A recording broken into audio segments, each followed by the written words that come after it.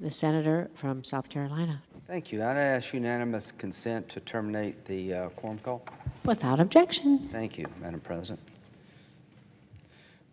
This morning, I'm going to announce my decision on Judge Jackson's nomination to the Supreme Court. I will oppose her and I will vote no. My decision is based upon her record of judicial activism, flawed sentencing methodology regarding child pornography cases, and a belief Judge Jackson will not be deterred by the plain meaning of the law when it comes to liberal causes. I find Judge Jackson to be a person of exceptionally good character, respected by our peers, and someone who has worked hard to achieve her current position. However, her record is overwhelming in its lack of a steady judicial philosophy and a tendency to achieve outcomes in spite of what the law requires or common sense would dictate. After a thorough review of Judge Jackson's record and information gained at the hearing from an evasive witness, I now know why Judge Jackson was the favorite of the radical left, and I will vote no. In the area of child pornography, there's been an explosion in this country of child pornography on the internet. In 2021, groups that follow sexual abuse of children on the internet reported 29.3 million reports of individuals accessing information regarding child pornography on the internet, and it has gone from 100,000 in 2003 to 29.3 million in 2021. There's estimated that there's 85 million images and videos and other files involving sexually exploited children on the internet. Now, why is this important? This is the venue of choice for the child pornographer. It is not the mail. As you can see, the internet is where these people go. In a matter of minutes, they can download hundreds, if not thousands, of images and videos of the most disgusting abuse of children. And my goal is to deter that, not discount it. Judge Jackson's sentencing methodology, in my view, misses the mark. I don't doubt that personally she's offended by the behavior that we're all talking about, but as a judge, she has an opportunity to deter the behavior of going on the internet and downloading images of exploited children. Every time she has that opportunity, she refuses to exercise it. Now, why is Judge Jackson sentencing so different? In possession cases, she gives 29.2 months. The average nationally is 68 months.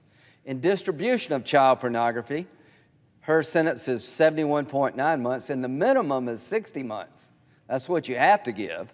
The average nationally, they tell me, is 135 months.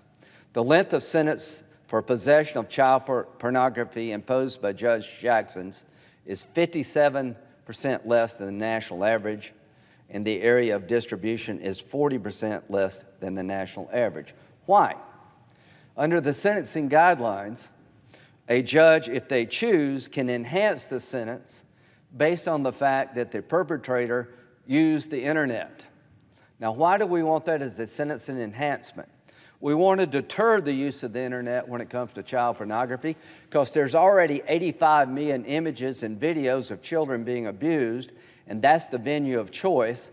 So instead of deterring that behavior, Judge Jackson routinely says that she will not hold that against the perpetrator.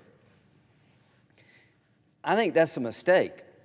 She basically said it's so easy in a matter of minutes to push a button and download a bunch of files.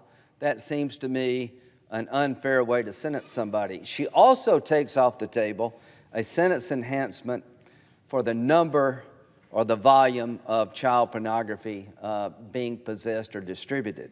I think that is absolutely backwards.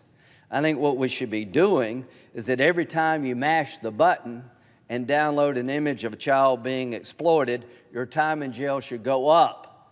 That should be held against you. Accessing the internet should be deterred, not ignored. So what I have to say is that the National Center for Missing and Exploited Children released a report on the 2020 data.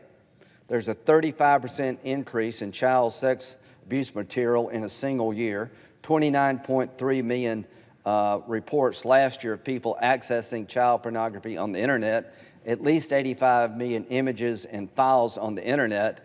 And when it comes time to sentence these people, Judge Jackson will not impose additional punishment for the fact that the volume involved and the fact they're using the internet, the venue of choice. The more you download, the more you go to jail, is my view.